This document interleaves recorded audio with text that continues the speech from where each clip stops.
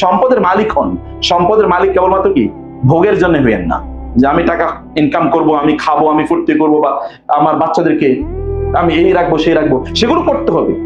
সেগুলো করতে আপনি দিন শেষে সারাদিন আপনি কাজ করলেন, সারাদিন আপনি কাজ করলেন, এই কাজ করার কারণে আপনার পায়ে ব্যথা হলো, আপনার হাতে বিভিন্ন যে গোটা উঠে গেল, এই হাতটা আল্লাহ সুবহানাহু ওয়া তাআলার কাছে ওই ব্যক্তির হাতের চেয়ে অনেক অনেক বেশি উত্তম, যে ব্যক্তি কেবলমাত্র সবসময় বই নিয়ে বসে আছে পড়তেছে, তার চেয়ে অনেক অনেক বেশি উত্তম। কারণ আপনি কি এই হাত দিয়ে আয় ইনকাম করছেন, হালাল পথে ইনকাম করছেন, আপনি অন্যদের ইনকাম রিজিকের ব্যবস্থা করে দিচ্ছেন, আল্লাহ তাআলা আপনার মাধ্যমে অন্যদের রিজিকের ব্যবস্থা করে দিচ্ছেন। আপনি কাজ করেন। ইয়াং ম্যান, আপনারা কেন কাজ করবেন না? আপনি সকালবেলা শুয়ে থাকেন কিভাবে? আপনি জব তো করবেন 3-4টা, মানে একটা এক্সাম্পল বলছি। অথবা আপনাকে বলতে হবে যে আমার কোম্পানিতে আমার চেয়ে পারফরমেন্স কেউ বেশি দেখাতে পারবে না, ফাস্তাবিকুল খায়রাত, ভালো কাজে প্রতিযোগিতা করে, এই কাজে প্রতিযোগিতা করেন। আপনার মোবাইল ইন্টারনেট থাকে, মোবাইল আপনার ফেসবুকে তাকিয়ে থাকেন কি কারণে? কারে দেখেন আপনি? আরেকজনের জিনিস দেখে আপনার লাভ কি? অমুকের পোস্ট দেখে আপনি লাইক দিলেন, কমেন্ট দিলেন, মানে কি? এগুলো স্টুপিডিটি। অমুকের পোস্ট দেখে আপনার লাইক কমেন্ট দেওয়ার দরকার কি? আপনি যদি সেখানে এডুকেশনাল কোনো কিছু থাকে সেটা ভিন্ন কথা। আপনি এরপরে কেবল ফেসবুক টিপাচ্ছেন, কি কারণে টিপাচ্ছেন আপনি জানেন না। আপনার দিন শেষ কোনো কাজই হলো না। দিন শেষে আপনি দুনিয়া তো লাঞ্ছিত অপমানিত, আখিরাত লাঞ্ছিত অপমানিত। বিয়ে শাদী করতে পারবেন না ইয়াং জেনারেশন, মানে কি? কেন আপনি বিয়ে করবেন না? আপনার টাকা পয়সা, আপনার 20-22 বছর বয়স, 24 বছর বয়স, আপনার কাছে 1 কোটি টাকা থাকা উচিত ছিল, কারণ আপনাকে এই এনার্জি আল্লাহ তাআলা দিয়েছেন, আপনার কিছুই নেই, কারণ আপনি কাজ করবেন না। আপনি এখানে কয়টা থেকে অফিস, আপনি এখান থেকে কাজ শুরু করেন এখন থেকে।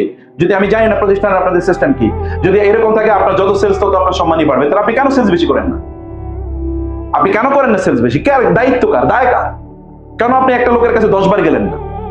ওই লোকের কাছে, ওই দোকানের কাছে আপনি কেন 10 বার গেলেন না? ভাই আমাদের প্রোডাক্টটা নেন, আপনি একটু দেখেন, এবং তার কেন এসে আপনি ফিডব্যাক দিলেন না? আপনি কেন করলেন না? এটা তো আপনার দায়, এটা দায়িত্ব। আপনার ইনকামটা হালাল কি হারাম আমি আলোচনায় গেলামই না, আমি আপনার দুনিয়ার বেনিফিটের কথা বলছি। আপনি এটা করেই দেখেন। প্রতিষ্ঠান বড় হলে আপনিও বড় হবেন, প্রতিষ্ঠান দাঁড়াইলে আপনিও দাঁড়াবেন। যেমন মেটার কথা বলছি, যেমন গুগলের কথা বলছি, যেমন বাংলাদেশের সবচেয়ে দামি কোম্পানিগুলোর আপনি আকিজের কথা বলি ফর এক্সাম্পল, যারা আপনি যখন ওখানে চাকরি করবেন, তখন আপনার ওই প্রতিষ্ঠান যত বড় হবে আপনিও তত বড় হবেন। বড় হওয়ার জন্য প্রতিষ্ঠানকে সাপোর্ট দিতে হবে, নিজকে সাপোর্ট দেওয়া হলেই হবে। এবং এর মাধ্যমে আপনারা নিজেরা প্রয়োজনে আপনি আপনার এলাকার ডিলারশিপ নেন। একটা এক্সাম্পল বলছি, ওখানে আপনি ডিলারশিপ নেন, কাজও করেন, ডিলারশিপও নেন। একটা এক্সাম্পল বলছি, ছোট ছোট ব্যবসা শুরু করে দেন, আপনার পণ্য আপনি বিক্রি করেন, বা আপনি একটা লোক তৈরি করে দেন, আপনার কাউকে নিয়োগ দেন যে তুমি এগুলো পণ্য বিক্রি করো, আপনি আবার সাব হ্যান্ড তৈরি করেন। You can do many things. আপনি কেবল একটু ডাইনামিক্যালি চিন্তা করলেই হলো। আপনি কাউকে আরো অন্য কাউকে আপনি নিয়োগ করতে পারেন, নিয়ে যেতে আপনাকে আরো সাপোর্ট করলো, আরো বেশি মানুষের সাথে রেপোর্ট তৈরি করা, মানুষের সাথে সম্পর্ক তৈরি করা। আপনার পণ্যটা আপনার কেবল হাসির কারণে নেবে। আপনি ওইখানে গেছেন, আপনাকে 3টা কথা জিজ্ঞেস করলো, আপনি একটা কথার উত্তর দিলেন না। আপনি জানেন যে কোনো মানুষকে দেখে হেসে দেওয়া এটাও কি? এটা তো সুন্নাহ শুধু না, সাদাকা। কাউরে কোনো ফকিরের দান করলে, যেটা টাকা দান করলে আপনি যে সওয়াব পেতেন, কাউকে দেখে হেসে দিলে কি? আর আমরা মার্কেটিং এ বলি smiling is the best marketing টুল। কোন এসআর সেলস রিপ্রেজেন্টেটিভ যদি দোকানিরে দেখে হাসে, ওই দোকানে তার পণ্য কেনা ছাড়া তার কোন উপায় আছে? আর আপনি যাইবেন, মনে হচ্ছে যেন আপনি কয়লা মুখে দিয়ে গেছেন একেবারে। চেহারার দিকে তাকাইলে মনে হচ্ছে না এখন উজু করে আসা উচিত আমার, তাই না? আপনার যদি পরিস্থিতি এইরকম হয়, তাহলে আপনার পণ্য কেন লোকেরা কিনবে? ওনার দায় পড়লো কি?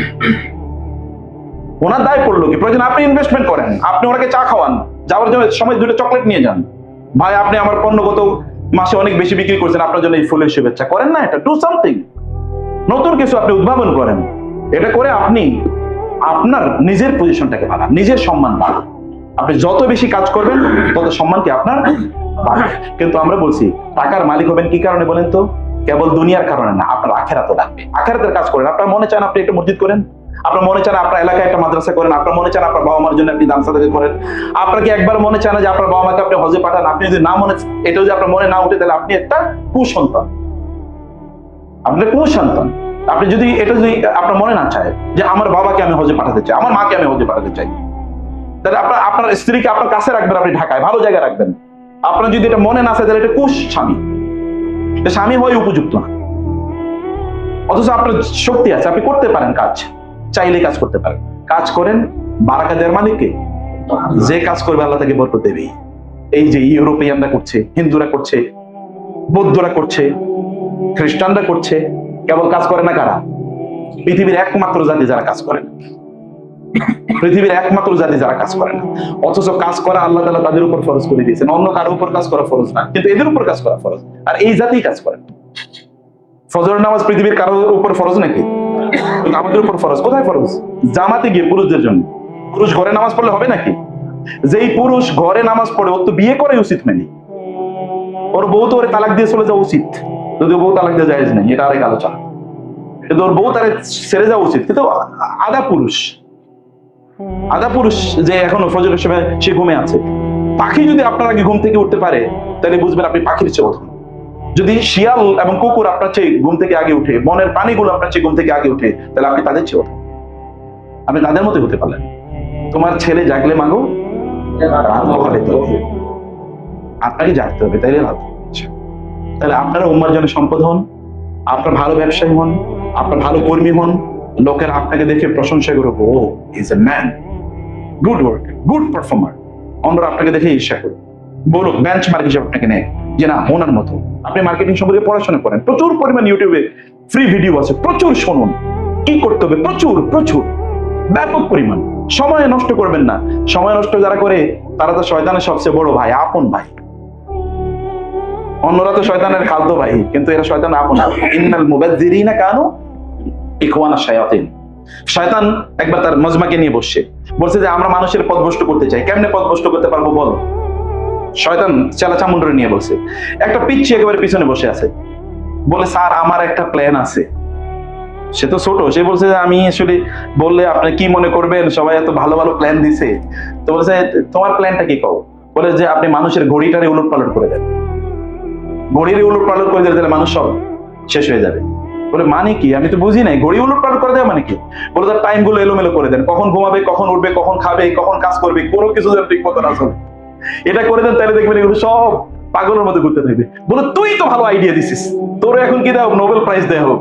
এবং ওই আইডিয়াতে এখন সারা পৃথিবীর মানুষ চলতেছে, মুসলমানরা সবচেয়ে বেশি চলতেছে ওই আইডিয়া অনুসারে। দেখেন আপনার কোনো টাইমিং ঠিক নাই, আপনি বলতে পারবেন না যে আমি ডেইলি সকালে ঘুম থেকে উঠি। আপনার তো সেলসম্যান আপনি বা এসআর, আপনি সিদ্ধান্ত নেবেন সকাল 10টার আগে আমার সেলসের সকল কাজ শেষ, এরপরে আমি ফুরফুরা ভাবে চলবো সারাদিন। এইটা আপনাকে সিদ্ধান্ত নিতে হবে। তাইলে দেখেন আপনি see the change, you do it for 1 to 3 months 4 months and you see the changes in your life ইনশাআল্লাহ। তো থ্যাংক ইউ ভেরি মাচ, জাযাকুমুল্লাহ খায়ের। আমি আবার বলি যে আপনার অনেক বড় ব্যবসায়ী হন, তাহলে আমাদের দাও বলবেন কি, তাহলে আমার মাহফিলে দাওয়াত দেবেন, আমি মাহফিল করি না। আপনি আমার দাওয়াত দেবেন, লেকচার দেবেন, আমি তাও করি না। আমি শুধুমাত্র ব্যবসায়িক হাউস এখানে দেখে যে আপনার ব্যবসায়ীর এখানে আছেন। আমি আরো ভেবেছিলাম যে যারা ওই যে যারা আছে কি জানো ডিস্ট্রিবিউটর, তারাও আছে, আমি সেটাও ভেবেছিলাম। তো যাই হোক ইনশাআল্লাহ আপনারা তো আলটিমেটলি ডিস্ট্রিবিউটর ডেভেলপ করবেন। আপনারা যদি জেগে ওঠেন তাহলে কি হবে, গোটা জাতি আসলে লাভবান হবে। ওই যে বলছি মসজিদ মাদ্রাসা হবে, দাওয়াতি কাজ হবে, প্রচুর পরিমাণ। আপনাকে শিখে হতে বলবে আমরা একটা ইসলামিক বই পাবলিশ করতে চাই, আপনি 10 লাখ টাকা দেন। আপনি বলবেন আমার সংসারই জোরানি করতে হবে, ভাই 10 লাখ টাকা 15 লাখ টাকা নেন, সব জায়গায় আপনি ছড়াইয়া দেন এটা, তাই না? আলেমরা তো টাকা পয়সা ইনকাম করে না, আলেমরা মানুষকে বলে। তাহলে আলেমদেরকে সাপোর্ট করার জন্য একটা গ্রুপ লাগবে না? লাগবে। এটা আপনারা করবেন ইনশাআল্লাহ। থ্যাংক ইউ ভেরি মাচ, জাযাকুমুল্লাহ খায়ের।